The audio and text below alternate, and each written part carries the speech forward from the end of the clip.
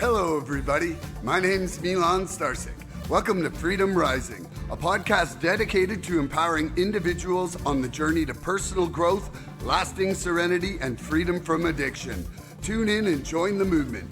Your journey to freedom starts here. We neither represent, promote, or demote any 12-step program or organization. We are merely souls on the path of recovery with the desire to expand our lives and experiences and share them with you. Hello, everybody. Hi, Welcome. everybody. What's up, guys? Welcome to the 60-second Recovery Freedom Rising podcast. I'm Milan Starcic with co-hosts Andrew Norman and Karen H. Could you tell us a little bit about yourself, Karen? Is this the first time you're here on the episode? It is my first time, and thank you for the invite, Milan. I appreciate it. I'm actually originally from Dallas, Texas, and recently moved to Sayulita, Mexico about 4 months ago, which was the greatest decision ever. I have been sober since January 10th of 21, but had stints of recovery and AA for a few years before that, but this time in January, it actually stuck. And my life has obviously improved because I'm living in paradise now and living my best life. Doesn't mean it hasn't been some hard times that I've had to get through, but now I actually have life tools and skills to work with to get through those hard times. So it's been quite the ride. Wow, that's amazing, and congratulations on your time.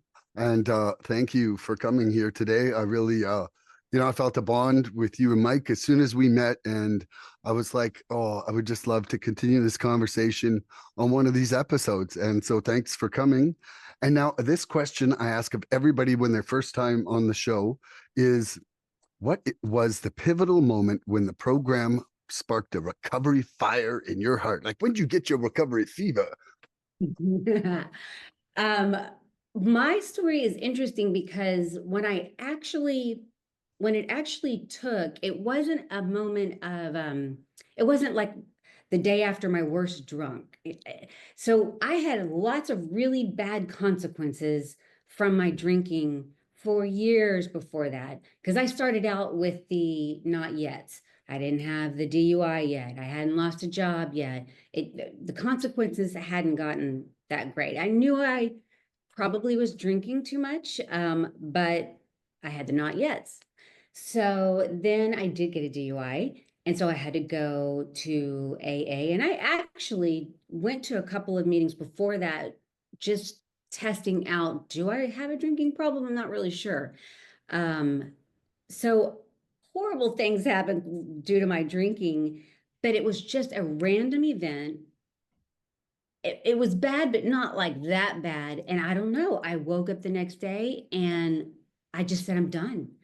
I'm done. I am sick and tired of being sick and tired. And the good news is, because I had already been exposed to Alcoholics Anonymous and the program before, I wasn't as afraid to go back. I knew exactly where I needed to be, where I needed to go. And I remember, instead of the door being so heavy walking through it, I remember feeling this sense of relief come over me as I walked through the door. Like, I knew right away that that is where I needed to be. And it was time that I was finally ready. I was done. And I haven't looked back since. I love that. Hell yeah. I've told a lot of people that, like, my kind of turning point was my heart stopping in the hospital. But when I woke up the next morning, it was literally the feeling of relief. Like, I don't have to fight with this anymore because I know it's over now.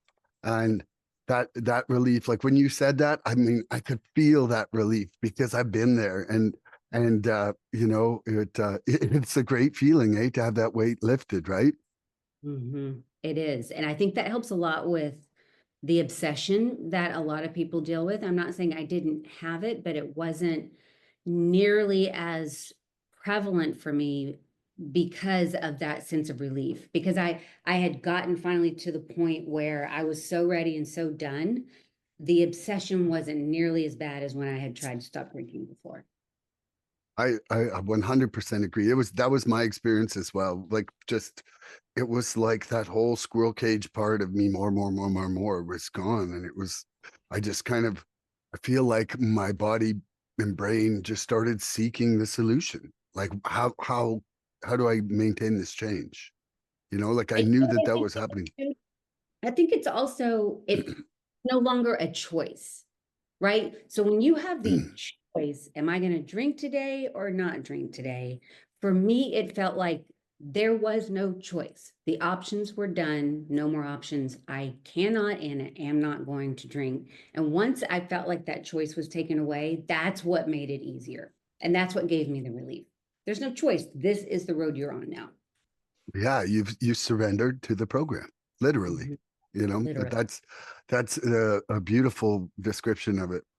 Thank you for sharing that. Now, today's topic is learning to communicate with our new tools. Can you tell us what this means to you, Andrew, and why you were happy to discuss this today? I would love to. Thank you, Miss Karen, for being here today. This is really special. I'm very, very glad you're able to be here today. I want to piggyback on something you just said. You said you have a choice today, right? You know, I talk about that a lot. You know, I have a choice today because I didn't use, right? I didn't pick up drugs. I didn't drink anything today. And as soon as I do, my choice is gone. I have no choice. That choice is completely cut off. And so thank you for bringing that to the forefront because that's kind of cut and dry. As soon as you start using, your choices go away. I didn't have a choice in active addiction to do, there was no choices. I wasn't making the choices, my disease was, right? So thank you for mentioning that. um Communication is a very important thing as we start um recovering. I call it thawing out, Miss Karen, as we start coming out of this disease. And you know communicating with each other, because the thing is we all got prayed into these rooms, right? We all do a prayer in, we pray out, and we're praying for those still sick and suffering addicts that are out there, and we're hoping that those prayers hit. And now I'm fortunate enough, us three are fortunate enough that one of those prayers scooped us up, right, and brought us into our 12-step program that we attend. And it's real important how we communicate with each other, because we pray these still sick and suffering addicts into these rooms. We really got to watch how we talk to each other and how we communicate in these meetings, especially in these meetings, because a lot of times there's dozens of people there, if not hundreds of people there, depending on what setting you're in. And you can have people that, you know, are still drinking or using. We welcome anybody. If you have the desire to stop using, you're welcome in our meetings. And so what are we going to chase them out of here for, by the way we talk to them, or how we communicate with each other in a way where it's just not attractive, right? There's a way to communicate that is in a constructive way, right? And there's a way to communicate and show that you're using active listening skills, right? Clear, concise expression, like being able to express yourself in a way that is clear and concise, and um not all that fluff in there, right? And because these meetings are keeping people alive. you know um I When I had nothing else and I didn't know anywhere to go and I had nothing, my brain went to, like, I was either going to go back to the old way of doing it or meetings.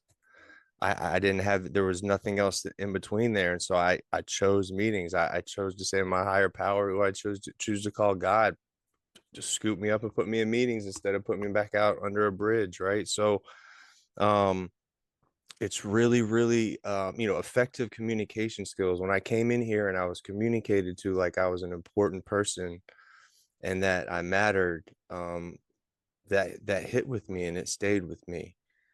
And so I've got to really channel those feelings and that communication that I received when I got into these rooms out onto the newcomers or somebody that I'm communicating with in these meetings. It's very important because that's our primary purpose, is to carry that message to that addict that still suffers. And part of that attraction rather than promotion is how we communicate with each other.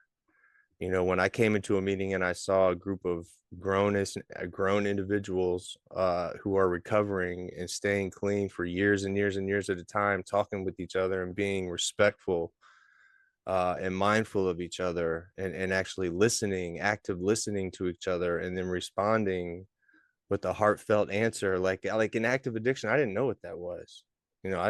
I'm just flying through things and having discussions just based on me trying to get my drugs and not wanting to feel like I was going to die, right? Like there was no like thought process in what I was doing, you know. And so and body language, even in these meetings, body language, being on camera, being present, sitting in the front of the class. Like, you don't want to sit in the back and hide out in the back. Like, I say this a lot, Miss Karen, this is the most dangerous spectator sport in the world. You can't just sit back in the back of these meetings in the shadows and think that, like, hey, I'm just attending meetings and it's going to rub off on me, because that's not how it works, right? Like God can move mountains, but you better bring a shovel. You might want to bring two, and your best friends, and some drinks, because like you're going to be there for a while, right? It's a lot of work.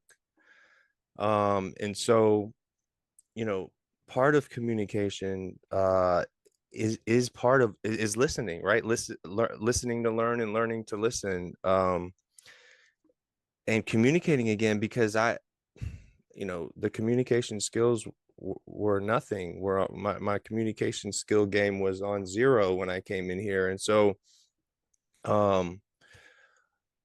when I started learning how to do things again, and starting to open my mouth and get comfortable in a setting, even on a Zoom setting, it got me more comfortable with getting my new career started, right? Like, it gets you in an uncomfortable setting, in a controlled environment where you don't have to go use or drink, and you can feel uncomfortable and then get some stuff off your chest. And they say honest sharing is the antidote to our disease thinking, in the fellowship that I attend. And so um I'm gonna lean into that all the time, but it starts with honesty, the communication piece. You can't be lying, right? Like, if we're lying, like, what are we doing?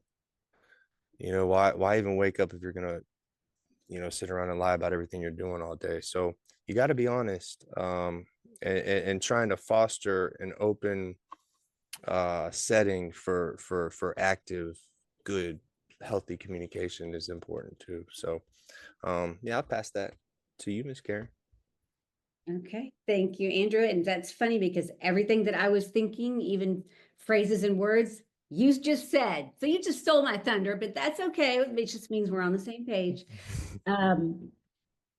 So when I first came into the rooms, my self-esteem was virtually nothing. My self-worth was horrible. And so that does impact your communication skills, because you're coming at it from a very unhealthy standpoint. And I have noticed that personally and professionally, being in the meetings, actively participating, has improved my communication skills, both personally and professionally. Because, when you feel like you're a piece of crap, I found that my communication was really more about defensiveness or manipulation or justification. I did not know how to have honest, hard conversations. I thought I did. That's what's really funny, is I thought I was a great communicator, and no, I would steamroll, or it was not healthy. And so what actively participating in the program, and this is what I tell a lot of my sponsees, the importance of sharing, because what you're doing essentially is you're practicing communication over and over and over again, and you're perfecting your communication skills. And that has a ripple effect, not only in the rooms, but your personal relationships and business. Like the Zooms are no problem now, or speaking in front of a crowd, which used to terrify me, not a big deal, because I've told my story in the rooms to a lot of people, and it's kind of broken that mold where I've had that practice, and it's really helped me along the way. But a word that you brought up that I think is really important too is honesty, because having honest conversations, because that word is used over and over and over in the big book and through all 12 steps, is rigorous honesty. And I have to really check my motives often before I have hard or important conversations, and ask myself, what is my motivation and what I'm about to say? And what's my intent? And is it coming from an authentic, honest place? Because you can be honest and kind at the same time. I had to work on that too, because I learned how to be honest, but it wasn't as kind as it should have been. And it goes back to that saying that we hear in the rooms: does it need to be said now, right now? Does it need to be said by me? And what's the third one? Does anybody know what the third one is? But does it need Oh, to be is said? is it Yep. kind? Does it need to be said by me? And does it need to be said right now? There you Isn't that it? go. I think that's it. I think that's a good rule of thumb to live Yeah. by. And there's a difference between somebody being honest with you and then somebody telling you the truth too. Somebody can be honest with you all day and not be telling you shit about the truth, right? It's about tell me the truth, right? Don't be honest with me. You can be honest with me without telling me everything, right? You can be honest all day without leaving a bunch of information in there. But tell me the truth. Tell me what's really going on. Yeah. So Are, Milan, is it your turn now?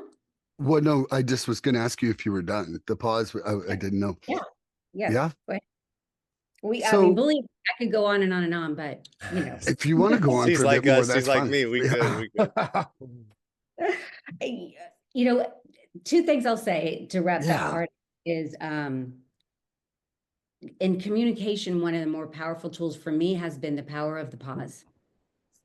Pausing before reacting to what's being said has been really, really life-changing for me.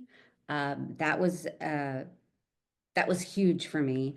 And participating in things like group conscience, where you are in a meeting setting, which for those of you that don't know, it's a committee that kind of meets to how would you describe that? It's the committee that runs the local, meeting. Area. Yeah. And the skills I've learned even in those meetings, because you're dealing with a bunch of addicts with Yeah. all of their own issues. So you kind of have to, it increases your, if you're paying attention and really learning, your emotional intelligence increases. And I noticed that I was taking what I was learning in those sometimes volatile environments, and I could apply it in a corporate environment, and it worked beautifully. So all I'm saying is that this is not just about not drinking. There's so many ripple effects to this program, really working it and understanding it and embracing it, that impacts literally every aspect of my life and improving it. These tools are for life as a whole, as far as I'm concerned, all around. And, almost, I hate to say it, but like the stopping alcohol and drugs, if that had been the only result, I would have been like, awesome, great here. But it's just gone so much further that that's almost really part of the point of this podcast, is showing how much more freedom comes from your life from being active in a program and working this as part of who you are forever. It's So, learning how to do life on life's terms, you know? yes, Life gets absolutely. lifey. It gets lifey. Absolutely. So learning to communicate with our new tools. So I think the first thing for me was that I was fairly delusionary when I was coming out of my addiction and alcoholism. And so, you know, using using the steps, first of all, to get straight, clarified my perception a bit, and then delving into the steps that showed me really what was going on in my life. Like, it cut through so many of the delusions and showed me my actual actions as they were, and a lot of my motives and my part and my fears and my motives. And so until my water of my life cleared enough to see those things, I was never communicating clearly. It was almost always based on control and lies and more. Like those three things were like the driving force behind my communication. And what you thought was nice was like maybe, you know, me people pleasing because I knew I pissed you off on the weekend, or me people pleasing because I knew that I was going to want something from you later, like using you as a drug or alcohol storage bank in my current generosity and niceness, you know? Um, and then, you know, there's a one part to it as well that I feel is really important is that I wasn't able to be honest with myself, and my self communication was so filtered that it didn't allow me to really reflect the hurt, trapped person inside all that addiction. You know, I was really just like, I'm okay. And had really no clear communication about things that had been devastatingly wrong for decades. And I could never get in there to address the issues because I can never even see them clearly enough because of the distortion of my partying. You know, like it was always just like, let's put another layer on this, put another layer on this. And that layer took me so far from myself that I didn't even have a rope long enough to throw myself a line. And I think Well, you know, that's it. I don't mean to interrupt you, but you bring up No, no, such go. a good point that I don't think you can get truly honest and be a truth teller, as Andrew says, with others until you've gotten really honest with yourself. Yeah, And that exactly. is You. a crucial piece of the fourth and fifth step. Um, Mm. peel back those layers and understand what your patterns are and what your part in all of the issues. And also, you know, step nine, making amends to yourself. And But because you can't show compassion to other people until you show compassion to yourself. I struggle with that. without a good step four, you're not even making amends for the right stuff yet. You don't even really know which resentments are your fault until you do that inventory. Like And for you talked me, about, yeah, step nine, bro, is all about that, brother. It's all about love. It's all yep. about love, man. Bringing Well, that and I home. would like to say that, you know, I love both you guys. And it's Love Andrew's you. turn to ask a question to you, Karen. All right. So, and I'm glad you hit on self communication because this rolls right into my question. I was going to talk about that earlier, but I talk about this a lot, Miss Karen. One side of my brain is consistently selling bullshit, and the other side is consistently buying it. And when I'm selling it to me in my own voice, it's really hard to say no, right? And so I have this like firewall of recovery today, and it allows a little bit to coincide with each other enough to keep me on my toes, but not enough to throw me off kilter, right? So here's my question: is when dealing with like self communication now, how do you practice healthy self communication skills when you feel yourself getting off track? I check always. Very first thing I do is what is my real true motivation? Because I'm shocked by what I think my motivation is and what my real motivation is in something that I'm trying to communicate. And once I get clear on that, and if I'm having trouble getting clear on that, that's when I'll call my sponsor or someone else in the program to get a third party, you know, opinion on it. But especially if it's something big, I'll run it by somebody else because I have an alcoholic brain and with a history of not making fantastic decisions. I've gotten better, but it doesn't hurt to get another opinion. Now, I'm also what I have recently learned is to not get, you know, take a poll of 10 people because really what I'm trying to do on that is trying to find somebody to sign off on my bullshit, right? To co-sign on my that receipt. And that dilutes my own intuition. So I've got just a few people that I really trust that work a solid program consistently that I will go to and run things by if I'm struggling coming to a conclusion of what is my motivation behind this. I don't know if that answered your question, Andrew, but I Perfectly, think it it did. was I loved it. amazing. It took my answer even. Would you, and I know before I even have to ask, I'm gonna go ahead and say the question again because Mr. Milan is the absent-minded Milan. So That's this is right. my question to you, my friend. So in dealing with self-communication, coming off of what you were kind of just talking about, how do you practice a healthy self-communication skills when you feel yourself getting off track?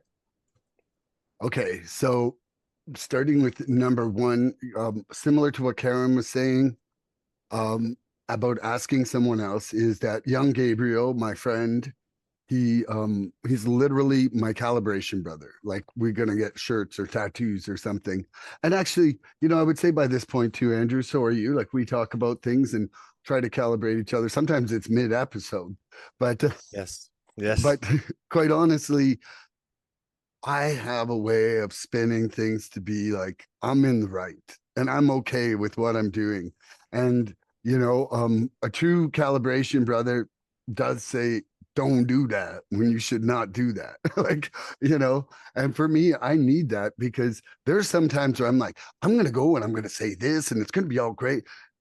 And Gabriel will be like, oh, dude, don't ever say that. Like, don't ever, like, and in my brain, I'm like, I'm doing them a favor with this kind of honesty. And it's like, no, there is a time where it's actually just hurtful to say the hurtful things you're thinking, and that rolls right back into what Karen was saying about kindness. But I think that there's a tangent on this though that I'd also like to explore is that and this kind of is going to eat up one of the questions that I had for later, but I feel that it's specifically true about communicating with our bodies. And for me, for many years, I was like, sleep is for pussies. Sleep is for when you die. Like I didn't sleep right. There was years where I did not eat right. Like, I mean, I can think of weeks where I'm like, holy shit, did I eat something since Monday? And it's like Thursday. And, so I was a master at ignoring my body and supplementing it with whatever would provide the opposite effect of whatever my body needed. Like if my body needed sleep, I would be on an upper, you know what I mean? And then when I finally wanted to come down and didn't wanted the insanity to stop in my brain, I might take a Valium and go to bed. Like it was just like I was controlling all the outer things, but never listening to like, hey, your spine wants a rest, your body needs nutrients, like all that was like gone.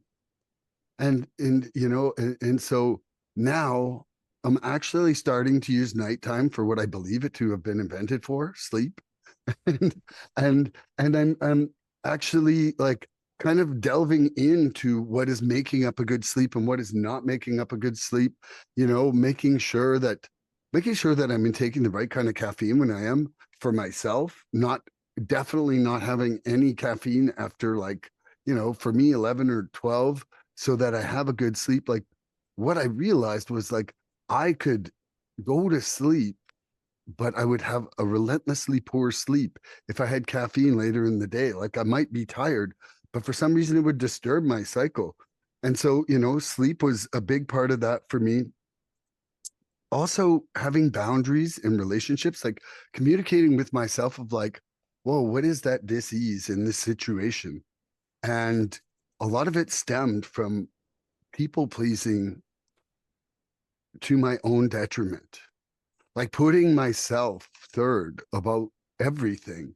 And most of the time that arose from feelings of guilt. Like I would fuck up or whatever or be fucked up, so then my compensation would be to be doing things that I didn't want to do in order to like make things okay from those other moments. It was like a silent auction of my soul. And so that was something that took me like, it's still a battle for me because in a lot of my personal relationships, people get used to you doing that trade-off. So then now all of a sudden, you're in recovery and you're not doing your shitty part anymore, but they still want you to make that sacrifice over and over and over. Like it's just like, hey, well, we kind of liked when you did stuff you didn't like and pretended it was awesome. and, and so for myself, I don't want to do that anymore. And then, and then communication with myself, it's like exercise, exercise and diet. I think I still like treats. I think treats are like still something that it's like I slip in and out of waves. And it almost has to do with the fluctuation in our garden around here. Like the more healthy stuff I have, the more healthy stuff I can snack on. And when it's not, then I'll find myself having treats. And I don't feel good when I eat like fatty things or sugary things and go to bed. It just leaves me like almost with a hangover from either of those in the morning. And then, exercise regulates my energy level. And it's like, well, if I want to feel good, then I have to get my body to feel good, and not listening, like even what I found recently is that when I'm really getting busy on a work day, instead of just like going to take a nap, I'm going to walk in my break because that walk just burns off some of that energy, grounds me with the world. I see the beauty. I got my dogs and I'm back to reality for a minute instead of just trying to run from it. So I hope that answers everything there. That was beautiful, man. That was Yep. beautiful. You're getting connected, mind, body, and soul, man. And it Mm. gets that blood pumping, So what do I do to practice healthy self-communication skills when I see myself or feel myself getting off track? Um, yeah, so our minds are very powerful things, right? In our brains and our emotions, right? Our emotions are very powerful as well.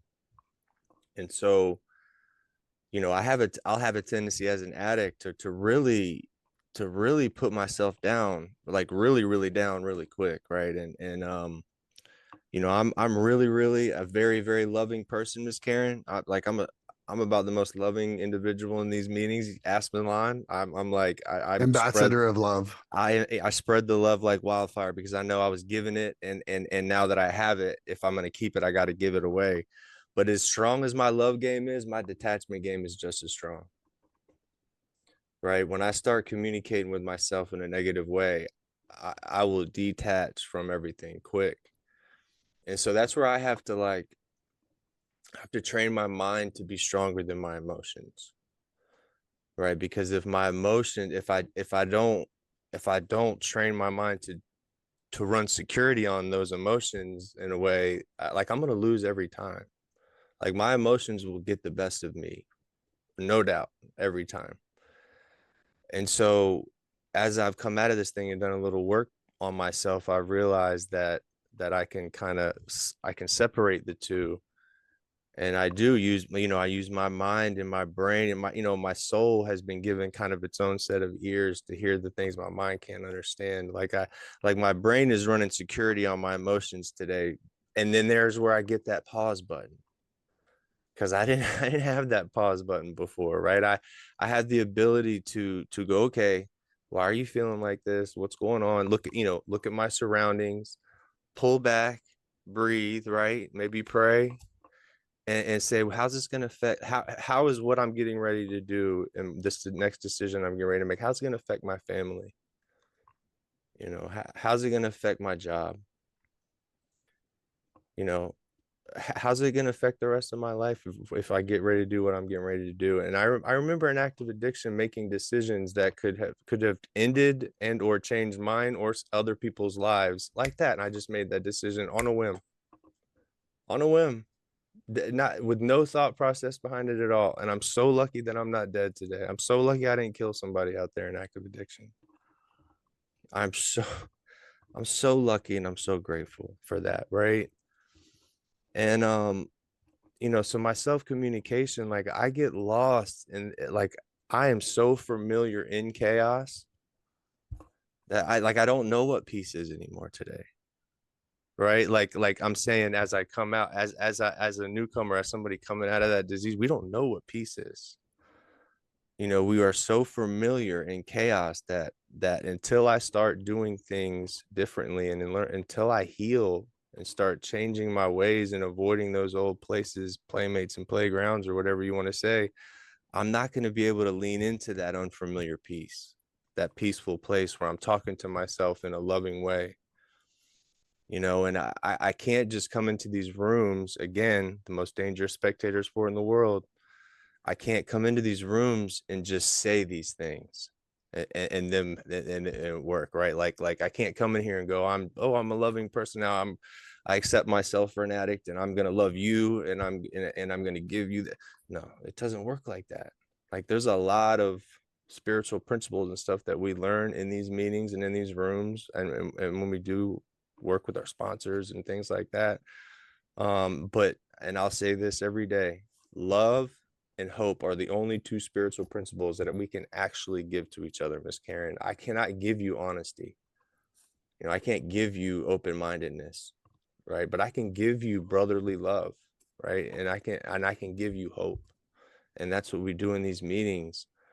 And it starts with self-love, self-hope, self-acceptance, self-awareness, right? It starts with healthy communication skills towards oneself, right? If we make a mistake, you can't get down on yourself. It means you're trying, right? It just means you're trying to do something different than the way you used to do it. I didn't care about the outcome in active addiction. Just everything I was doing was wrong. I wasn't doing the right shit at all. And I was running from that God of my I called it was in my addiction, it was the God of my misunderstanding.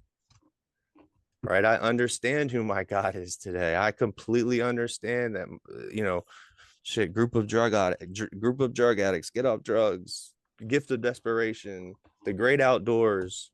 You can call it what you want, as long as it's not you. Like, and so the communication thing has to start with self. You cannot project anything on anybody if you don't have it for yourself. And that starts with doing the step work and being honest. God, everything starts with honesty. You can't love somebody, you can't be accepting of anything until you're honest at the beginning of that gate, because honesty is where the whole thing starts. If we're not honest with who we are as an individual and as an addict and what our problems are, like if I'm focused on your problems, I'm actively working on a relapse. If I'm focused on my problems, I'm actively working on recovery, right? And so people pleasing comes into that, right? If I'm not confident in how I talk to myself, like I'm going to be worrying about what you're thinking about me. And then I'm going to be people pleasing. Then I'm going to be dishonest to myself. People pleasing is like the highest form of like self dishonesty. And you're just spinning tires. You're just spinning tires, right? And love is not what you say, it's what you do. I lean into love. Like love is where I live. Love is the most powerful drug in the world, Miss Karen. And it doesn't, I don't have to process my way into it, right? It takes over my body. I'm not worrying about what time it is when I'm doing something that I love, or somebody or something for somebody that I love. And so, part of a good self-communication is avoiding drama, right? You got to avoid that. There's that I used to be comfortable in those dramatic, that drama filled lifestyle and that chaos and all the talking behind people's backs. I'm no longer comfortable in that spot anymore. I remove myself from those situations. And avoiding drama doesn't mean I'm like scared of you. It just means like I've got anger issues and I don't want to go to jail. Right. That's really what that means. And look, and I know that there's going to be people who would rather lose me than be honest with me about what they've done to me, and I let them go. I got to let those people go. If they're not going to be honest with me, then I'm coming out of this thing working an honest program, because bro, if I start doing anything wrong, like my disease will piggyback on that, and you might not see me again. And I'm fully aware, man, time is the only currency that we spend without ever like knowing what the ending balance is, man. We just spend that time currency, like, and we don't ever know when, like, it could be tomorrow. You never know, man. You got to use your time wisely. And part of that, and it all starts with loving yourself. You got to love yourself. You got to accept yourself. You got to communicate nicely with yourself, man. Don't get down on yourself for trying something new. Especially when you're working a program. Like if something doesn't work out that you did, that you're trying to do it, it's not the end of the world. It just means that your God didn't have that in store for you, and he's got something else on the other side of that for you. right? And learn from it and come back stronger. Don't get down on yourself. It's just it's an opportunity for growth. So I don't let my past doesn't imprison me anymore today, Miss Karen. It teaches me. Like I use my past as a teacher, not to enslave me anymore. So I'll pass that to you, Miss Karen. I love that. I love that. And if you look at all religions and spiritual practices, the one thing, the one common thread between every single one of them is love. There's not one of them, unless maybe a satanic cult. But you know what I'm saying? It's all about love. Even And one of the hatred things, is a form of love, even the satanic ones. yeah, it's just a love of something we may not agree with. That's a very good point. But I have a theory that for men specifically, in the rooms, because I can tell that I knew this about you already, Milan, but I could tell that Andrew is, I would guess, Andrew, that you've always been fairly sensitive, and a kind-hearted person, and life and the society and culture sort of beat that out of you. And your struggles are probably just survival skills that turn into character defects because you're just trying to get by. Um, I see that. I've noticed that a lot in the rooms, and there's a reason why I'm bringing that up. Um, I think that we've done a disservice to our boys, with this culture of be a man and, don't cry, and what are you crying for? I'll give you something to cry about. And it's a tough, I I happen to be with someone that is very much that way. He's very empathetic to other people. He feels other people's emotions profoundly. And the only way he didn't learn the tools till he came into the rooms, of how to, the only way he could calm that down was by drinking and using. Otherwise, he was feeling these feelings that were so deep. It was unbearable. And you strike me as someone that's probably like that. And I would love to do like a research, a study on how many men in the program that's kind of their story. Think we should do a podcast of like the four of us with Mike about that, actually. We Set could. that up for the future. Yeah, that'd be fun. It would be hard. I mean, listen, it's hard being a female too, but as far as being a highly sensitive, caring, loving man, we don't nurture our boys to be that way. And And feeling comfortable being like that in that state, right? Especially in front of people we don't know, and being in a vulnerable place already, not feeling well. We don't want to show that. We want to be under the covers well, somewhere. you Like, want to fit in, you want to yeah, belong. You don't feel like you fit in because everybody else is so, macho and pumping their chest and all of that. And you're like, yeah, that's not me, but I don't know what else to do. So of course, drinking and using would be a temporary remedy. And it probably worked in the beginning, and then it didn't hmm over hmm time. So I totally get that. yeah. And then as far as the communication, one of the best things, that my sponsor told me was no is a complete answer. Ooh, love it. My sponsor says that too. Yeah, no is a complete sentence. And that was so hard for me because people pleasing, we get used to it because we have a lot of making up to do. We've messed up a lot. And I will tell you that, we don't talk about this enough in the rooms, I don't feel like either. When that dynamic changes in the relationships and you start having boundaries and you've made your amends and you're living amends, like you're living right, and it's not just talk. There, most people, the people around us that we love the most, still kind of like what Milan was saying. It was kind of like that groveling, do whatever I say whenever I say it part of us. Yeah, they love it. They love it. And you know what? We created those monsters. Yeah, I 100%. So somebody told me, and I thought it was really good advice. It was an old timer that said, you have to renegotiate those relationships. And I Oh, thought I that like was a that. good way to phrase it, because you're a different person sober. I like And that it's called renegotiating, because Yeah. relationships are a negotiation. and both of you get a say in, right, in Mm. negotiation, both parties get a say Mm. what goes on, and you hopefully get to a common ground. And even the renegotiating part, that's a crucial communication skill, is negotiating. Mm. Because you have to approach this without, well, I think you do this and you're not doing this, and obviously they're going to get defensive and you're going to go nowhere. So it's like just coming at it from humility and humble, not humiliation, but humility, And and being empathy, not sympathy, right? Like putting yourself in that person's shoes, not just being like, "Yeah, I feel bad for that person," but like approaching it in and an empathetic. Yeah. Mm. validate how they're feeling. Like, Yes. I understand why Absolutely.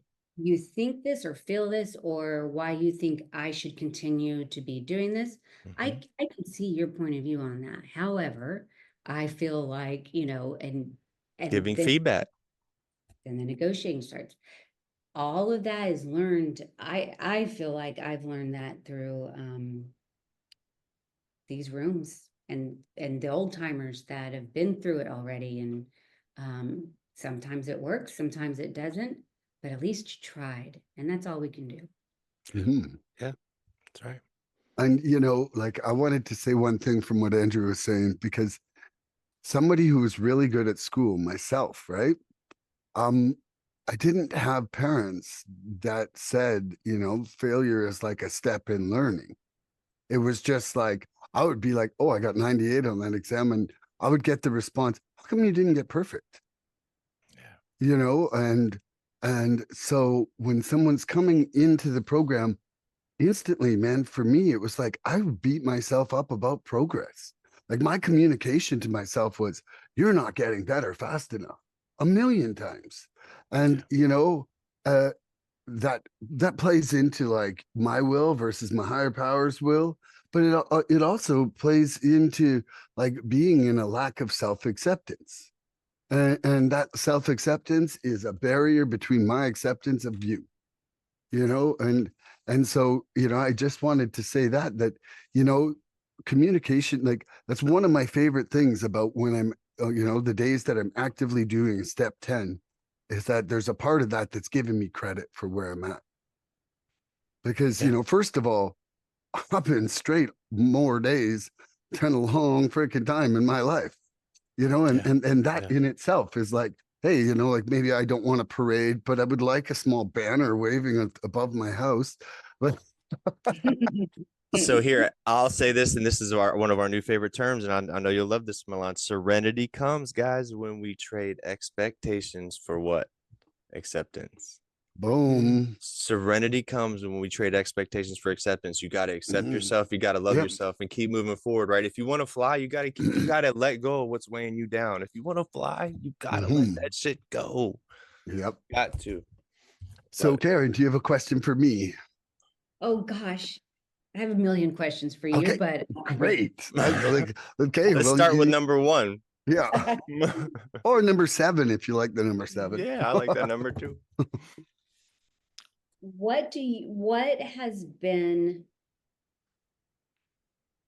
the biggest impact in your sobriety walk? Like, what nugget or what change or what skill set in your walk has made the biggest impact in the improvement of your life? Oh, okay. First of all, I would like to say that I think you are a natural to be on this podcast. That Agreed. your ability to communicate and your question comer upping with is phenomenal. And I so now second that. yeah, just not everybody can just rock and roll at their first round on this, and you're right in there, and I love that. So, okay, for me, it is my journey on acceptance.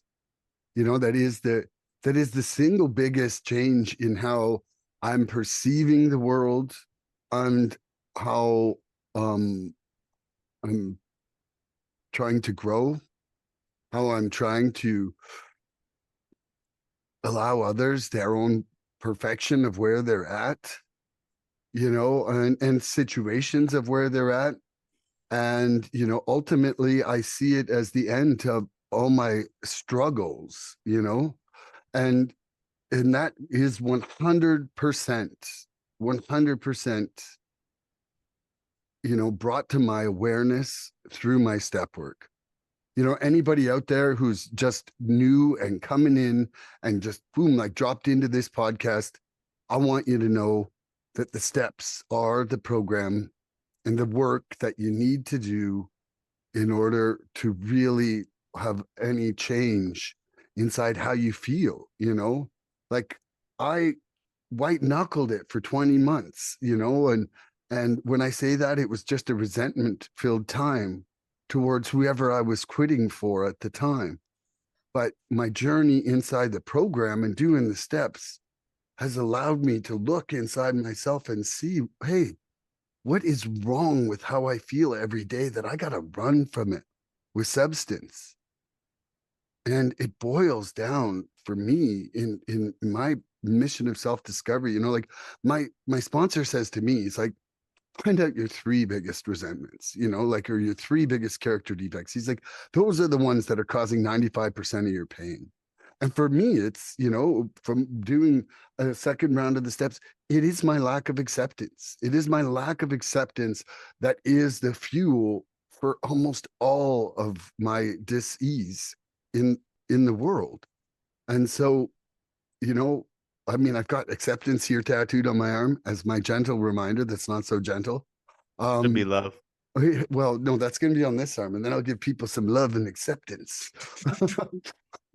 But so yeah, I would say for me, it's 100% acceptance and the lack thereof, and the knowledge that I need, I need help from my higher power to work and to bring acceptance into my life.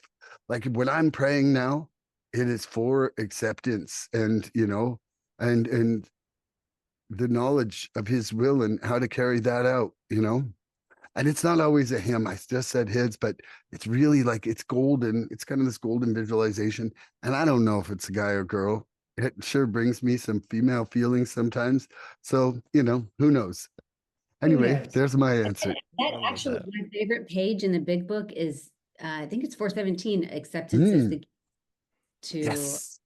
I remember probably the first 6 months, I read Yeah. that every single day.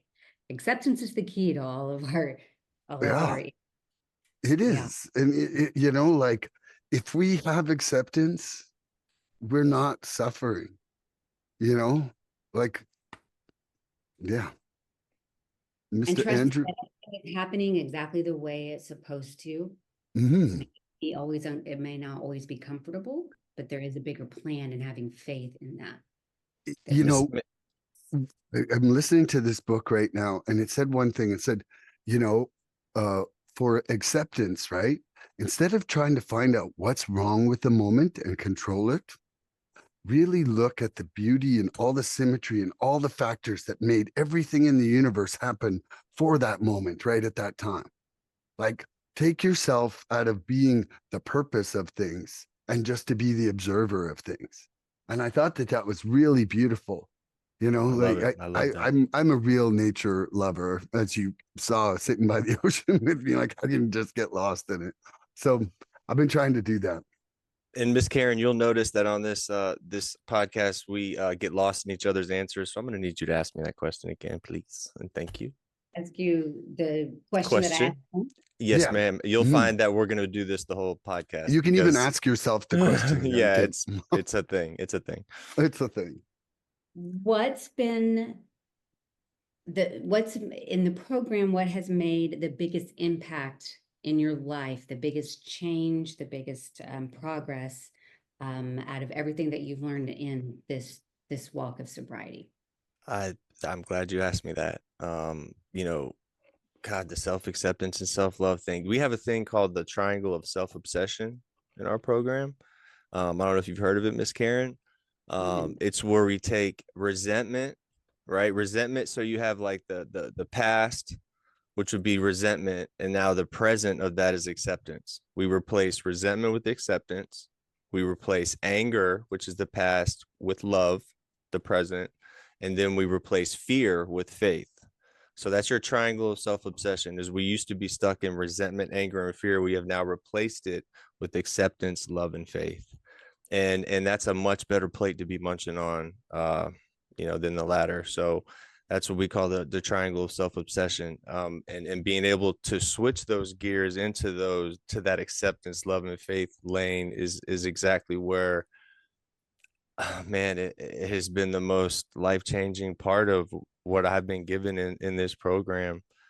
Um, you know, love, the self-love piece, being able to love myself, self-esteem versus self-acceptance. I heard somebody talking about self-esteem versus self-acceptance, right?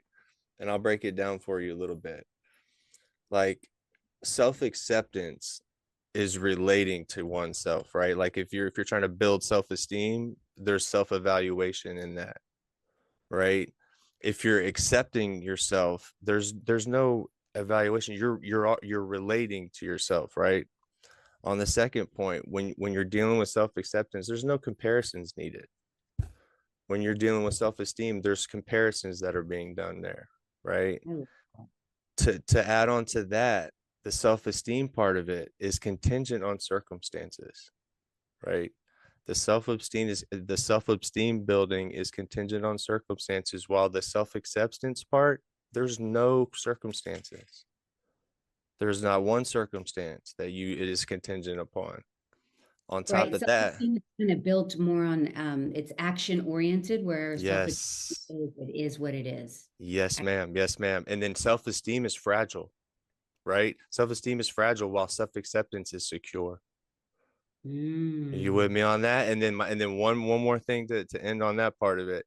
Self-esteem has mixed effects on your well-being, while self-acceptance is always going to have a positive effect on your well-being.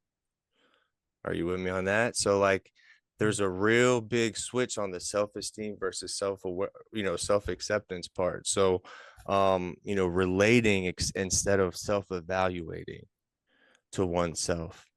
I try to accept and then act, right? I've been taught in these rooms to accept and then act, right? And I've been told, accept the present moment as it comes, whatever it contains, like accept it as it is, as if you chose it to be that way. Try to train your mind to try to live in that acceptance of that moment as if you willed it to be that way, and lean into it, roll into it, right? Not against it. Because as we come out of this thing and we start taking these suggestions, it is a little uncomfortable because we're getting healthy and we're starting to feel these feelings and emotions, and these character defects, Miss Karen, are coming out in ways that we don't even know why they are, and we're starting to feel them, and we're not on drugs or alcohol anymore, and we don't have anything to mask them, and it's a fact that we feel, but feelings aren't facts, right? And we don't have there's that pause button. We can kind of step back and look at it from a healthy perspective, because what we have, maybe some positive people that we've surrounded ourselves with now, and so I wanted to hit on the self-esteem versus self-acceptance, That is so self-acceptance. Yeah. And and then other people who are misunderstand, are completely like dead set on misunderstanding who you are as a person. I gotta let those people go too. I gotta let those people go. And I'm gonna leave you with a little zinger here. Some people can pinpoint everything that's wrong with you, but when it comes to correcting themselves, the pen don't work. Get it? So like some people can pinpoint all your issues, right? But then when it comes to their own shit, that pen don't work, man. So you gotta let those people go, man. And I'll end it there, and I'll pass it. Boom. I'll pass it on. Okay, now Karen, you answer your own question. So you could ask yourself and answer like you're interviewing yourself. She didn't know she was gonna have to do that. I can tell a I little know, bit. I didn't. So I let me know. think for a second. Gosh, there's been so many, and actually Andrew just gave me one that might be on my list next time. That's great. I love, love, love that. I would say learning, having the tools. See, I wasn't raised with being taught coping and life skills. It was always, I was just kind of left to my own devices, and I would gauge good or bad, or am I going in the right direction or not by the reaction of people around me. Nobody ever like guided me. And I think learning the skills to do life that I should have been taught as a child, but I was a grown ass adult before I learned any of these skills. Basics. Some of them are very basic skills, listening skills, communication skills, like we've been talking about, self-acceptance and forgiveness, how we speak to ourselves.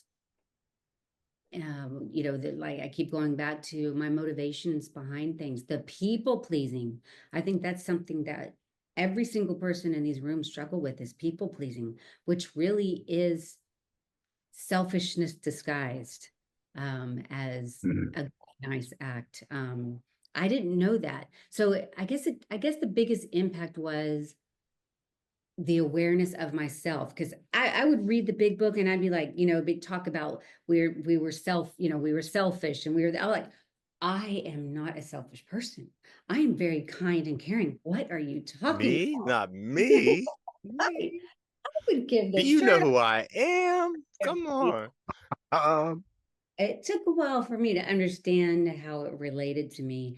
And step four, where I can now look at my part in things, I would say that's probably been the biggest impact for me, because I, some really horrible things have happened that would be super easy for me to be stuck in victimhood. And most people would be, yeah, I get why she's stuck there. I understand why she drank over that. Um, I didn't drink over it, and I was able to see my part in what happened, and there is a real freedom in that. It's not, Total freedom. and the irony of that is you're afraid of it. You're scared of, I don't want to look at my part because that makes me bad. That makes me like I've done something wrong. I failed. I caused it.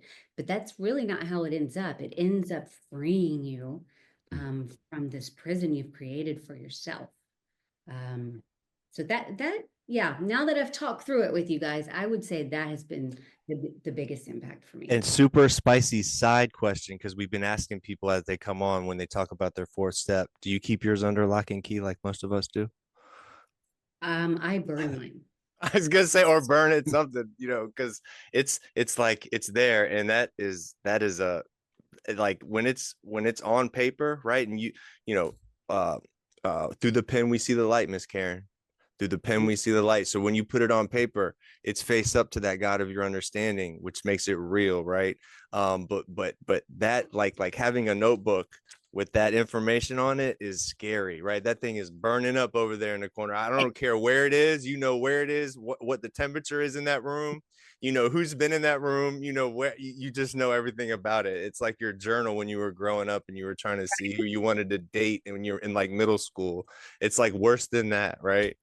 Way worse than that. And what's interesting is how you can do a fourth step a year or two later, and Totally different. Totally different. yeah, it's just like you just keep peeling the layers back each time.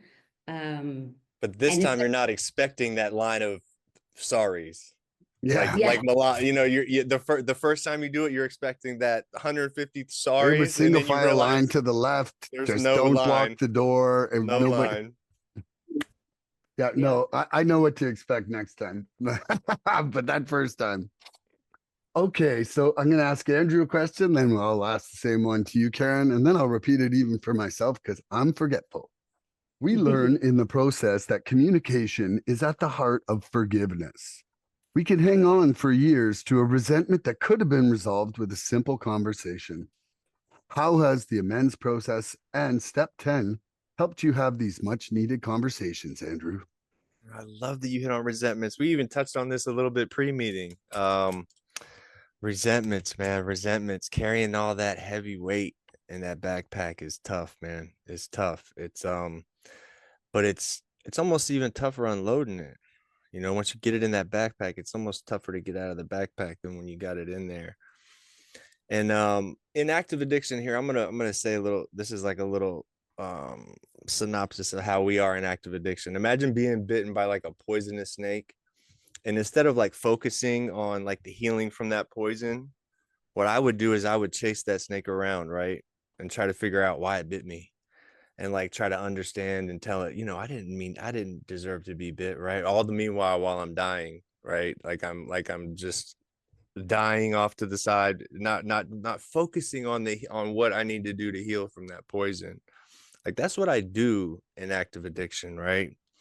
And my resentments, it's like I can get a resentment off of anything, feeling unsupported, unappreciated, and I can take something very small and turn it into a resentment that might turn into something that might snowball into me going back out. You never know. I've got to stay mindful at all times, as long as I'm staying mindful and I'm staying connected and I'm staying present. I got to stay present in the present moment.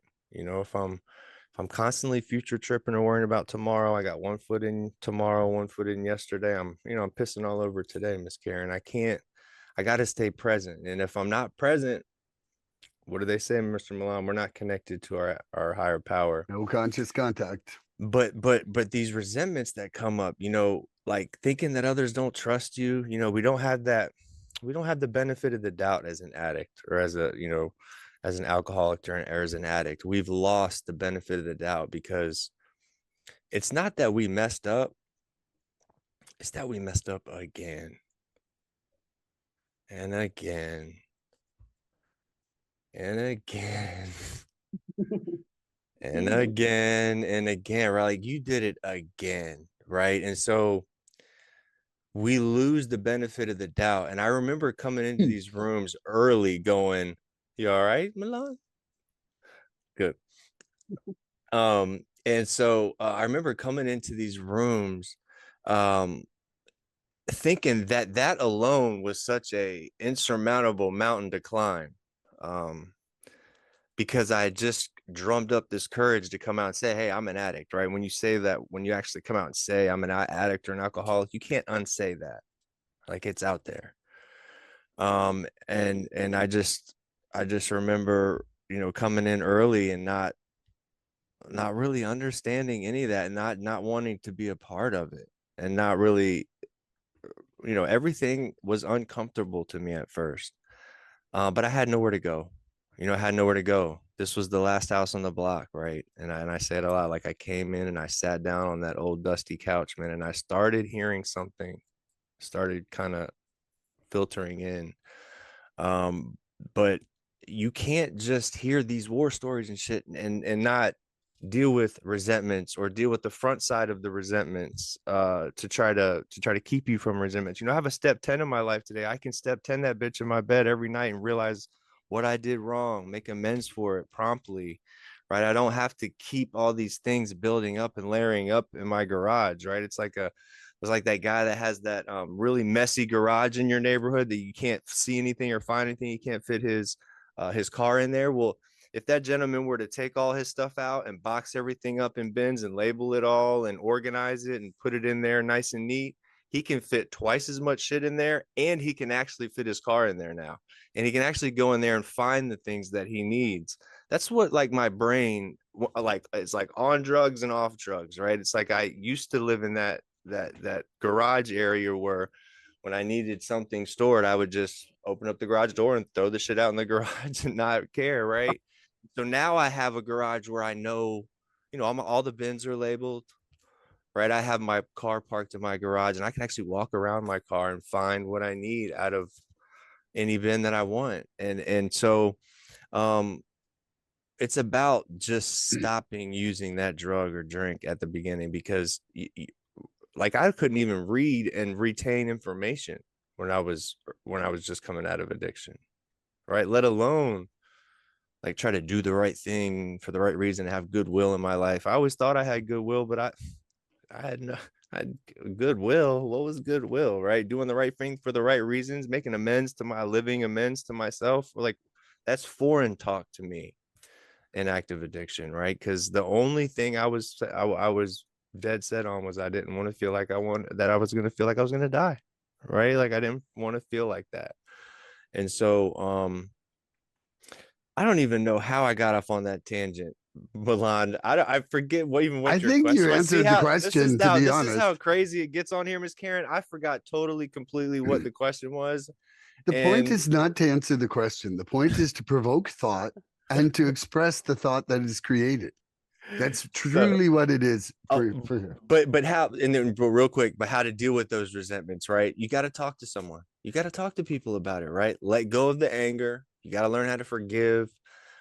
Take responsibility for your side of the situation is very, very important, because we can point that finger, and it could be everybody else's issue. But when it's everybody else's issue, who's usually the problem, right? And so and then learning to actually learn from those mistakes and those things, and not just like keep doing them over and over and over again, or learning from taking an active role on getting rid of that resentment, not just doing the same thing over. Because what is insanity? The definition of insanity: doing the same thing over and over, expecting different results. My definition of insanity is doing the same thing over and over, even knowing that the damn result's going to be the same. I still do that shit. That's like my super insanity, right? So I'll pass it to you, Miss love you, Karen. brother. You want me to reread the question, Karen? Sure, why not? Go Okay. ahead. We learn in the process that communication is at the heart of forgiveness. We can hang on for years to a resentment that could have been resolved with a simple conversation. How has the amends process in step 10 helped you have these much needed conversations? Okay, so that goes back to what I said originally, learning That how you to have loved both of us? No. that, past that part. That was the Okay. first part. This is the second part. Learning to have the hard conversations. Um, that, but here's the thing, let me back up. So I love this saying where resentments are, expectations are predestined resentments. Yep. And if I can manage my expectations, I have many fewer resentments. And I mean, dumb things like Mother's Day is a prime example. I always end up with some kind of resentment on Mother's Day because I didn't think that I was treated like I should be treated as a mom on Mother's Day. So I have learned to go into Mother's Day with zero expectations and to be grateful for whatever does happen. And it has kept my resentments much more manageable. But again, it goes back to the communication piece.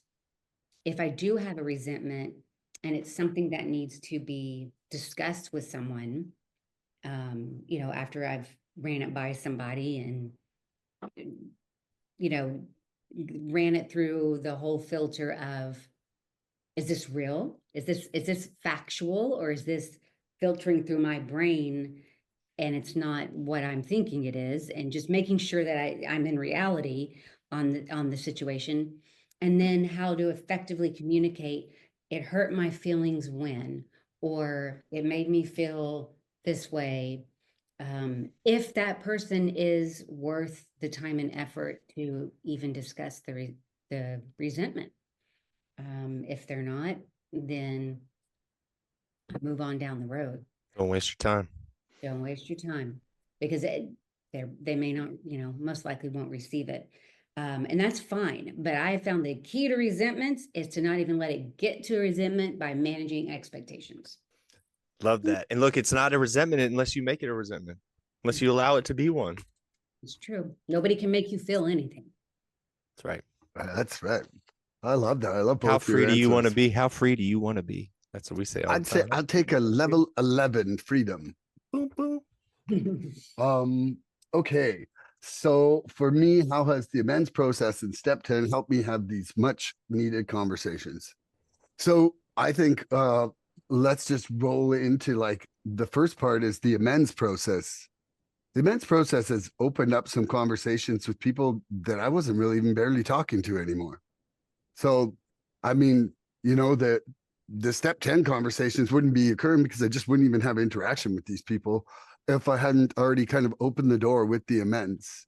The amends process has also opened the door for me to be able to say, hey, I was wrong on a regular basis and that I want to course correct, you know, and seeing that, you know, I'm not perfect. I'm not perfect, and it's okay to be making mistakes as long as I'm also willing to change when I have the awareness that something was wrong was done by me. You know, and without, you know, without the earlier steps and the techniques of like step 4 to really get to my part of things, I wasn't even seeing when I was wrong. You know, like Andrew was referring to my lineup to the door for my step 4 is I thought in my resentments I was so justified in all of them until I took them apart and saw my part and why I was doing things and what role I was playing in it. You know, I was premeditating resentments like I was Toyota and it was like a Corolla sale. Like here we go. You know, I could pump out 500 resentments a day. You just get in a lineup over there. Yeah. And I love that. and it was literally like a resentment factory in order to enable using. And then when the using function was gone, I was still hanging on to them because I deserved a certain level of treatment. And so, you know, it's like pulling myself into the present moment, you know, and trying to just bring more presence into my day through meditation and exercise and praying and music. You know, these are things that keep me from being a factory of resentments. And then, you know, step 10 allows me to quite frequently resolve my issues. I would say like really something that goes beyond an hour and a half now is a really long resentment, you know, like, and even Andrew's seen me make my amends in the podcast for something I did In earlier real time. in In the, real time. but I'm like, oh my gosh, I got to say sorry for this. I'm sitting there watching him and he's not really listening. We have like a 4 panel podcast going and I'm seeing him over there like he's just off it. And then he finally goes, you know what, Coulter, I have to say something. He's like, I'm sorry if I made you feel some kind of way earlier about that question. I did not mean that in any way. I And was like, man, I it's was easy. I'm sitting there like almost crying. I'm like, this is so beautiful. We're sitting here trying to like do some self-help here, right? And get each other better and try to teach each other things. And my man is doing a living, like I meant just doing it real time right there on live, right? It was just good. It was very funny. It was eating me up, and I just Hmm. had to. So yeah, I think that's my answer for that one. Andrew, do you got I a love that. question now for Karen?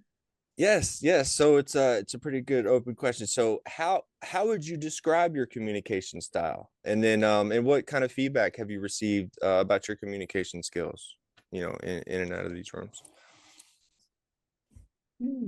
That's a really good but difficult question. Let me think.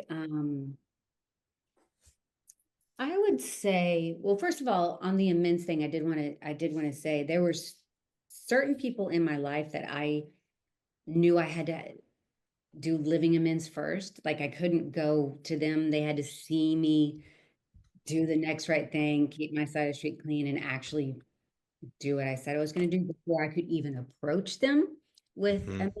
100% agree. 100%. That's where clean time makes a difference. I don't care. I don't think clean time is shit like that clean date. The only thing that but it means everything to me in the way that you just described, Miss Karen. It allows me to come to the kitchen table with something to offer. That like you know A I'm change. not It just literally coming here offers the change. like, hey, I'm clean for a couple days, guys, and let's go get my life started again. No, it shows that I've been showing up for 2, 3, 4 years now, and I'm gonna be what I am, and you know what to expect out of me now. And I'm getting a little bit of that benefit of the doubt back now. Yeah, because they've all heard "I'm sorry, it'll never happen again" 100 Doesn't mean times. anything. Don't mean shit.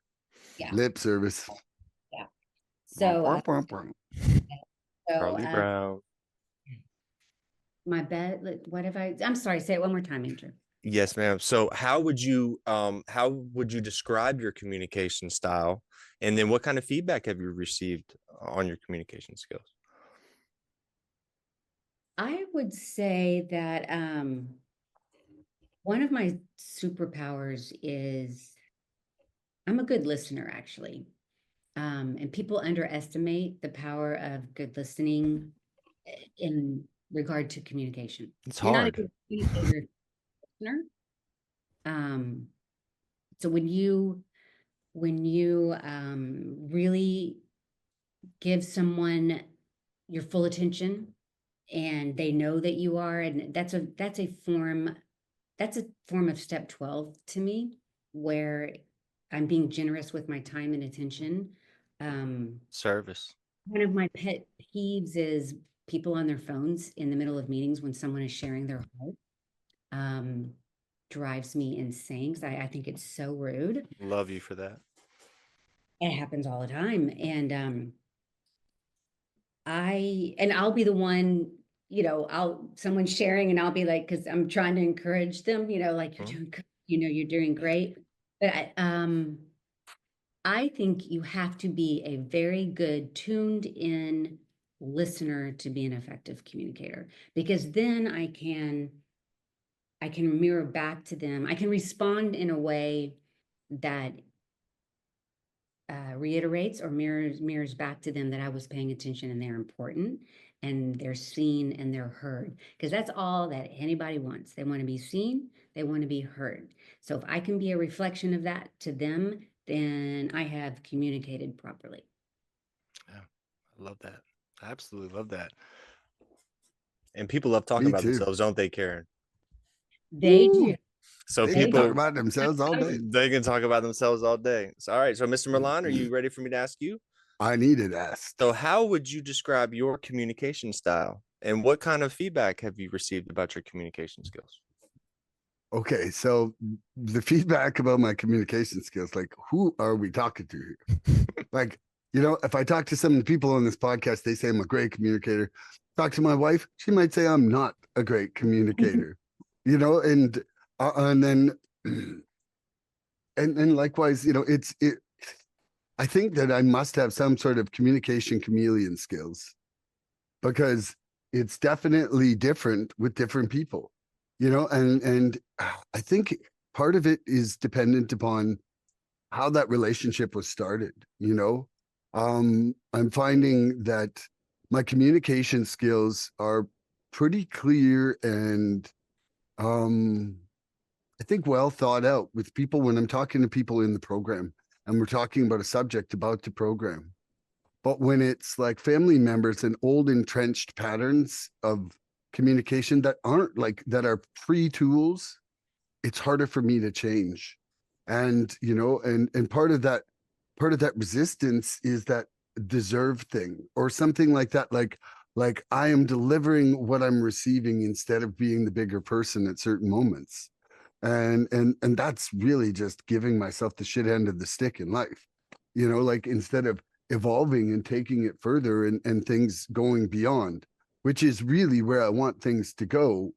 And then I would say that, it's pretty rare that someone would say that Milan is like quiet and soft spoken.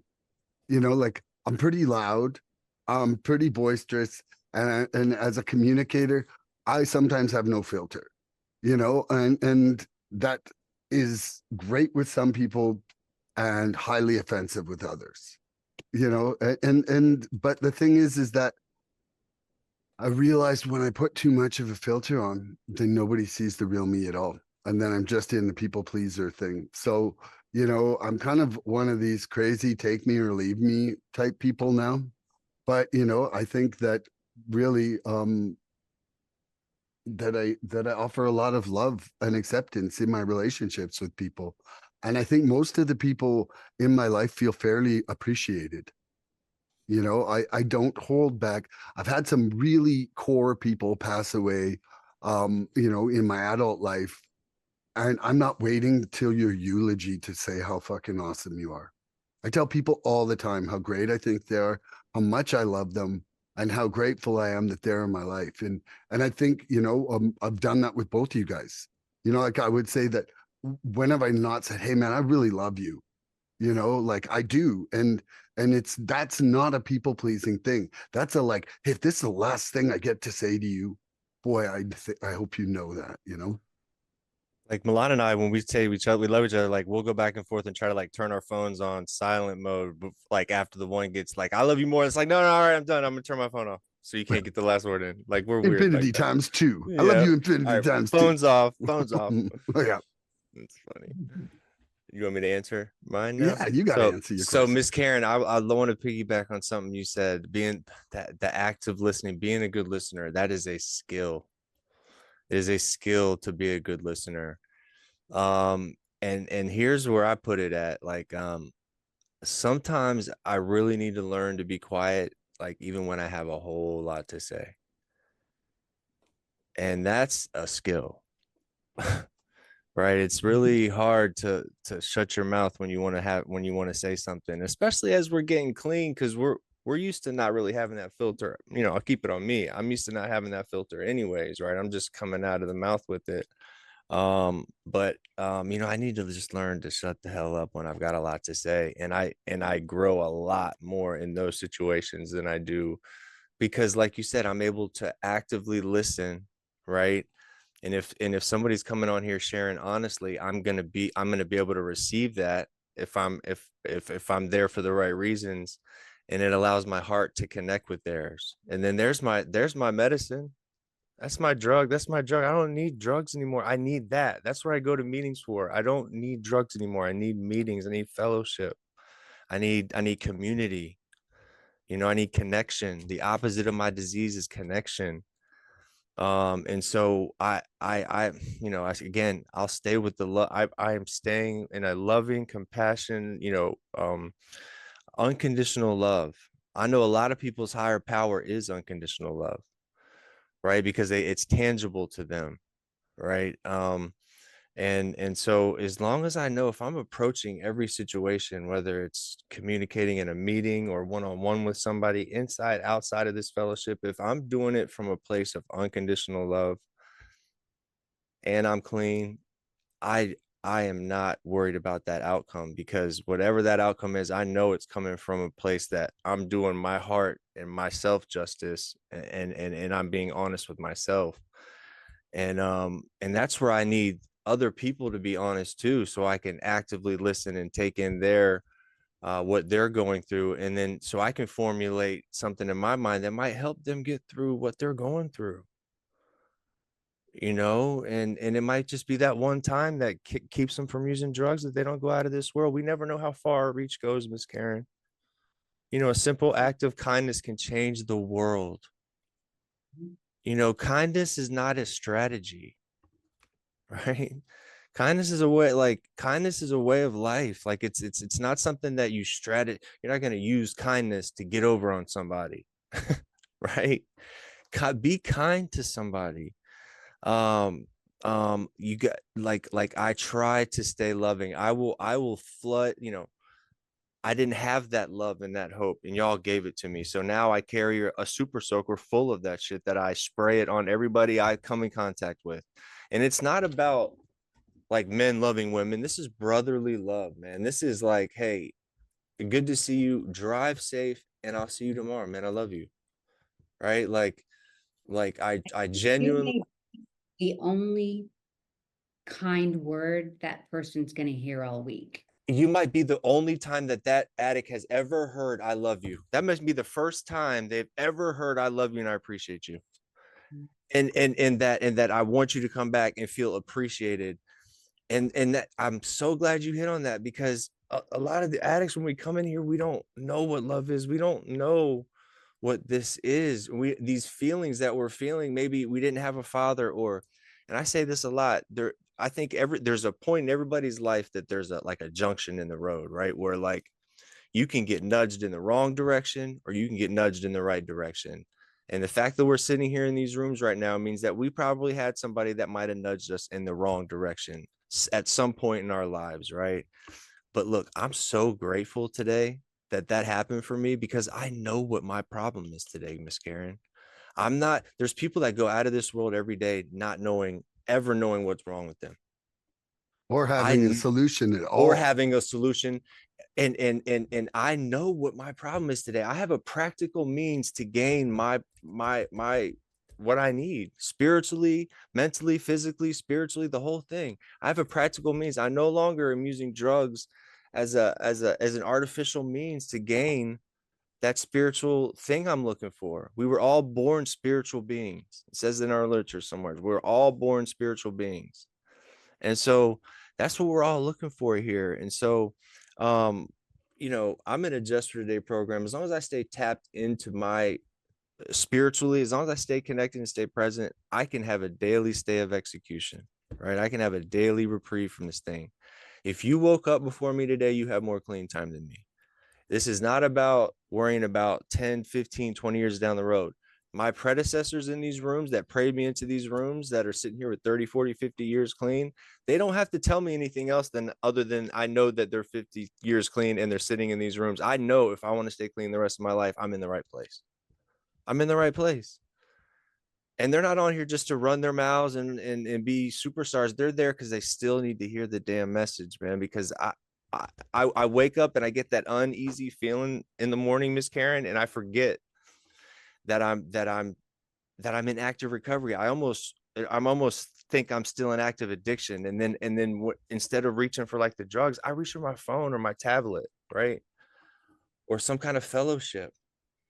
And then I thank God, man. I get on my knees, bro, and I thank God because I have a choice today, right, Miss Karen? I have a choice. Freedom arrives at my doorstep in the form of choices every morning. I used to not have a choice. My choice was null and void from the time I woke up to the time I went to sleep. I didn't have a choice. I'm so grateful that I know that I'm an addict today and I have a 12-step program in my life. That's another thing. I don't see a lot of people that are not in a 12-step fellowship working spiritual principles actively daily in their life. I don't see it. I don't see it. This is the only disease that has us flat out convinced we don't have it. It has us tricked. We don't have it.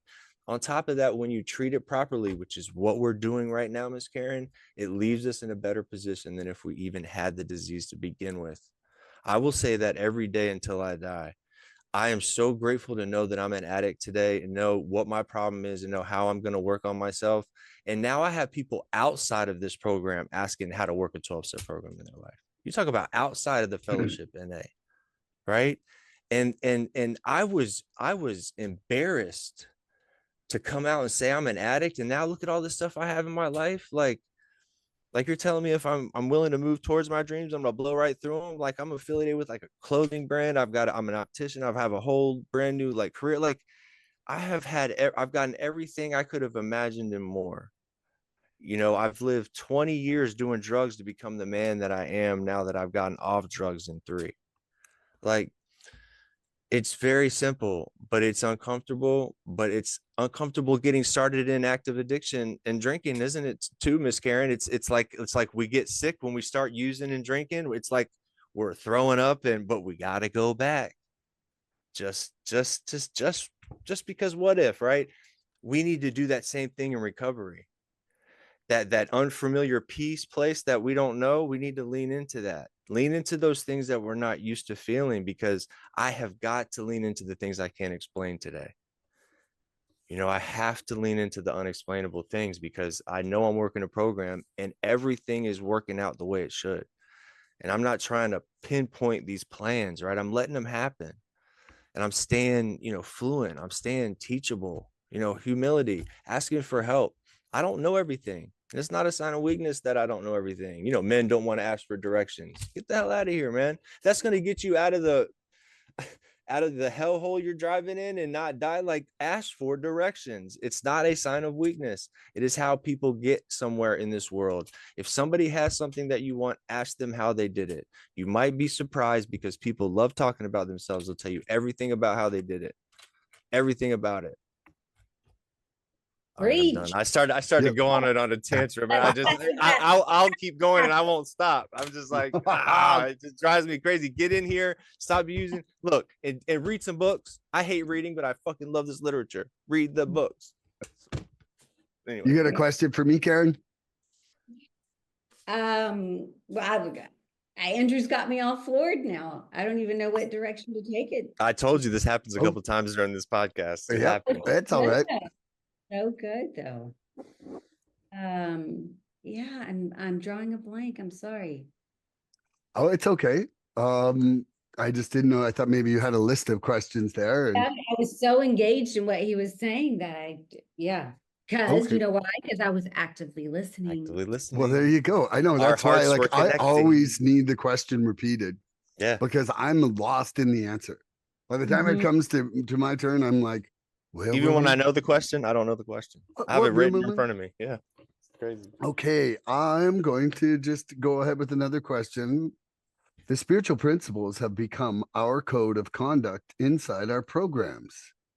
How has living by the spiritual principles opened the doors of communication in your life, Andrew? So, spiritual principles, it's let's start with this, the step work, doing the step work. The steps stand for STPES, right? Miss Karen, you ready for this? The steps stand for solutions to every problem solved. And if you're not using the steps, you're nuts. You're not using the steps. You're nuts. What are you doing in a 12-step program if you're not working the steps? So I figured I'd hit you with that one. So here's what piggies back me into the spiritual principles. I had one of my first sponsors. It's not my current sponsor. When we were doing step work, we were riding around about to do step 4, and I was getting ready to talk to him about that, and he pulled his car over and he's like, "Bro, step work don't mean shit." So the step work doesn't mean anything. He said it's the spiritual principles that we gain as a result of working these steps. That's everything. So he would, at the end of every step, he would make sure that I knew what spiritual principle went into each step. Or we were going right back to the beginning of that step. We were going right back to the beginning, right? And so that was a really important nugget. I think that was like one of the only things that my first sponsor that really, really stuck with me was the step work. Yeah, that's great, but it's the spiritual principles that we gain as a result of working the steps, and That's so good. gaining those makes everything easier, right? And I have it right here. I'm gonna just kind of go through the list of each step and what spiritual principle attains to each step. Can I do that real quick? Step 1, acceptance. Got to have acceptance on step 1. Step 2 is hope. Step 2 is hope. Step 3, it's faith. Okay. Step 4, courage. You got to be real courageous on step 4. You already know that. Step 5, honesty. Got to come with honesty on step 5. Step 6, patience. Got to have patience in step 6. Step 7, what do you think it is, Milan? Humility. Humility. You got to stay humble on step 7. Step 8, willingness. Got to be willing on step 8. Step 9, my personal favorite, brotherly love.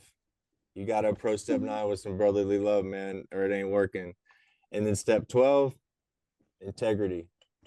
Integrity all day on step 10. On step 10 is integrity. Step 11, self-discipline. And step 12, we already know what that one is, service.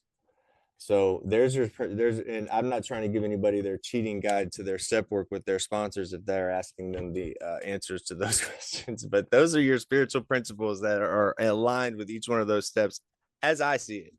And with that being said, those things that I have learned, being able to do those things have allowed me to communicate and foster a atmosphere of recovery. If I'm in a trusted servant position, if I'm chairing a meeting, if I'm in a parking lot just trying to help somebody stay alive, like if I'm helping a recovering addict in a parking lot of a meeting, I've been known to stay up all night with that recovering addict. It's what drives me today, right? It's because I was once that addict that didn't have anybody to tell me that there was a way out of this thing. I had nobody giving me hope, and I wouldn't be here if I didn't get hope from people in these rooms and the predecessors that prayed me into these rooms. I'm so grateful for that. If y'all weren't praying for me for 20 years, I wouldn't be here. So I can't risk going back out and not being touched by one of those prayers again. Right? Like, I think about it like that. Like, I'm not going to risk not being scooped up by one of those prayers again. I cannot do that. I'm not going to do that to myself. I've come too far. I've come too far, and people want to think that their lives are over, right? And it doesn't matter how messy or how shitty your past is, your future is spotless. Even on a daily basis, I don't care how shitty your day was up until now, the rest of your day is spotless. Make it what you want. Make it what you want it. Be better than you were an hour ago. Be better than you were yesterday. Pick up that piece of trash because somebody else has to pick it up if you don't. It allows you to make an amends to yourself on in a right now time, like at a live time speed, right? Like, you're making a living amends. Do the right thing. It doesn't matter who's looking. God's looking. Your higher power is always looking. So when you're doing that step work, just know he's been looking the whole time. He knows if you're being honest. And look, honesty is my sponsor says this: the truth is a holler, even at a whisper. So you gotta be honest here, right? Somebody coming in here is just saying what they think other people want them to say. There you go with people pleasing, man. What are you doing? What are we doing here? Why are we even here if we're sitting here lying to ourselves because we want you to feel better about what you got going on? But there we go again. We have this disease. It's a disease of dis-ease. It's a dis-ease way of thinking. And so the step work get me in tune with my spiritual principles. And then instead of thinking about that negative aspect of whatever that situation is, I'm thinking about the gratitude part of it, right? A grateful addict doesn't use. So when I get hit with a situation, I try to see like that glass is half full today. Not that it's almost empty. If I see a statement, I see the love in it today. I don't see the hate in it. And that's what this program has given me. It's given me a way to look. I see the colors outside different today. My food tastes different today. I can actually genuinely say, Miss Karen, I love you because we have survived the same near-death catastrophe. And I appreciate and love you for that. And I appreciate you coming on here and giving me hope today by coming in here and being vulnerable and being honest with us about your story and opening up your heart. Because what it allows it to do is it allows our hearts to connect. All three of our hearts right now are connecting. And if anybody's listening, their hearts are connecting with ours too. And that's where we talk about the therapeutic value of one addict helping another is without parallel. The best thing I can do for myself if I'm caught up in my own head is to have just a simple, meaningful conversation with another person. It doesn't cost me any money. And that's when we talk about our 7 tradition. We can go anywhere in the world and get a message for zero. I don't have to have a quarter in my pocket and I can stay clean. 1 hour, 2 hours, 3 hours at a time, get a message, get prayed into a room and feel at home anywhere in the world.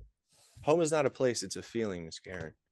I can go anywhere in the world and feel at home for nothing and stay clean while I'm doing it and give some hope out to other people too. And you're telling me that's what's getting me better. And you're telling me now that I'm not alone and that there's hundreds of thousands, if not millions of people whose primary purpose is to carry the message to me. We're not alone, guys.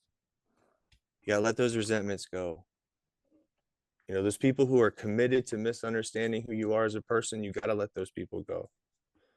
You got to practice self-care because once you care for yourself, once you love yourself, you don't have to ask for all these grandiose things, man. These things fucking happen and you got to be prepared how you're going to deal with them because they're just coming at you because all those blessings are out there. those blessings were made when you like they're out there, right? You know, my God's love has created all of those blessings. It is now on me to stay faithful in my endeavors because my faith is going to time every single one of them.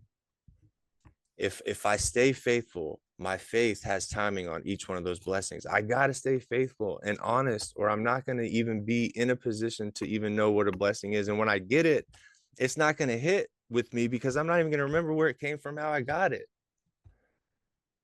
Right? That's what we're doing today is we're creating blessings in our life that we actually did, we can be proud for and about and for each other, and grow and be a better person. And we talk about this in recovery, like it's like dog years. Like 1 year, if you're recovering like you're supposed to, honestly, and doing the right shit for a year, that's like 7 years in dog. It's like dog life. Like you earn a lot in 1 year of recovery. You know, it might seem like forever, like it's unattainable, but it is, man. Look, it happens like that. You just got to keep coming to meetings. Meeting makers make it, but step workers recover. You know, there I go, running my mouth again. I'm done. Okay, I Karen. love this topic. Your passion's great. The spiritual principles become our code of conduct inside our programs. How has living by the spiritual principles opened the doors of communication in your life? Mine's simple. You know, especially when it comes to newcomers, I say action over words, because you know, you do have those people that come in and they're saying all the right things, but maybe their actions don't necessarily match what they're saying. So I always try to remember somebody is watching me, especially newcomers, all the time. Am I being a good example for that person? That's so I guess that's more of it's not a verbal communication, but it's still a communication. And then the other thing is just paying it forward.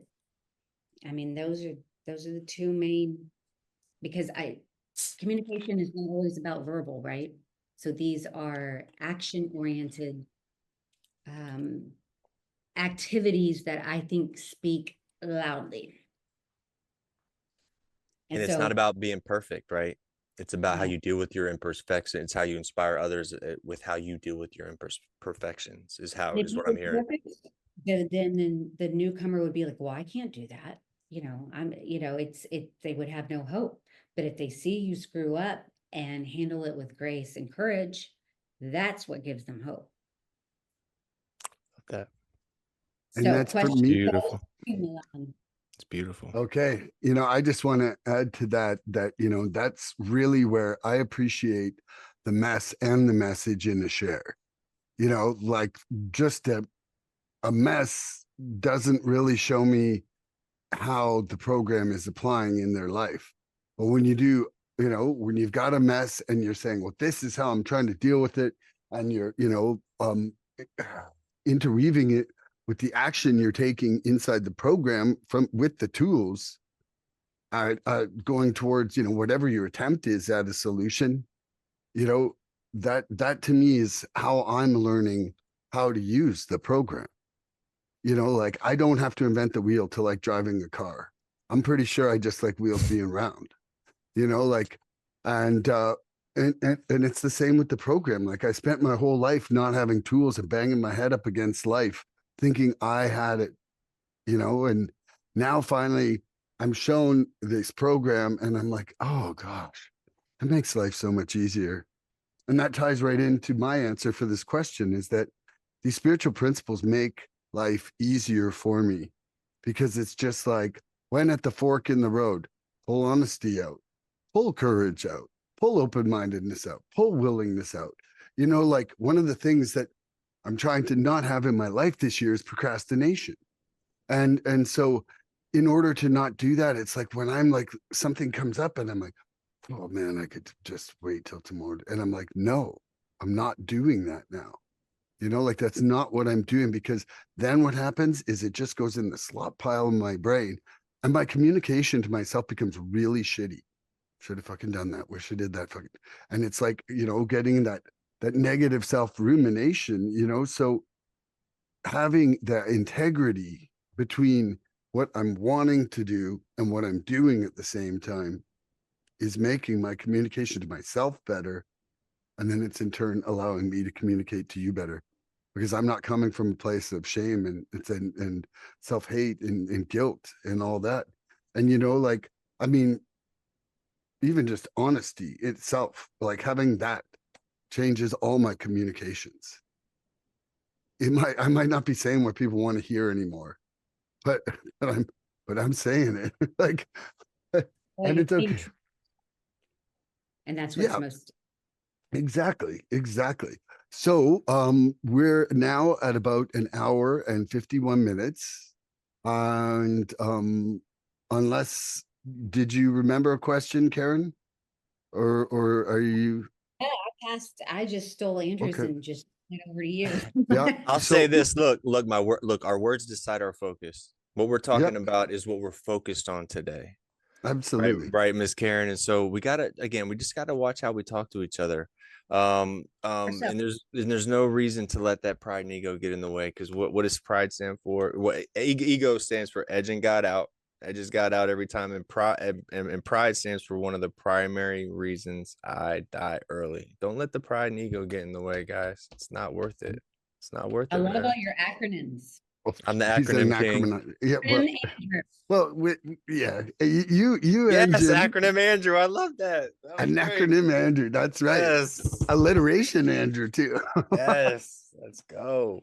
Well, Karen, it has been a pleasure having you here It's today. been amazing. And, Very fun. I know from the feeling inside this that you're going to come back because we had fun and I saw your smile and Yeah, it it's was great. great. And It's been beautiful.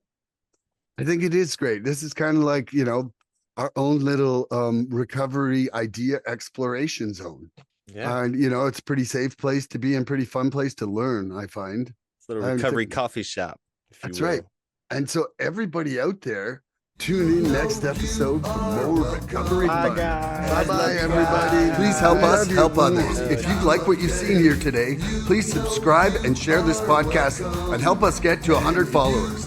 We're looking for interaction with our audience. So please email recoveryfreedomrising@gmail.com or contact Milan South Okanagan Starcic on Facebook with questions, topic suggestions, or just comments. We'd love to hear from you.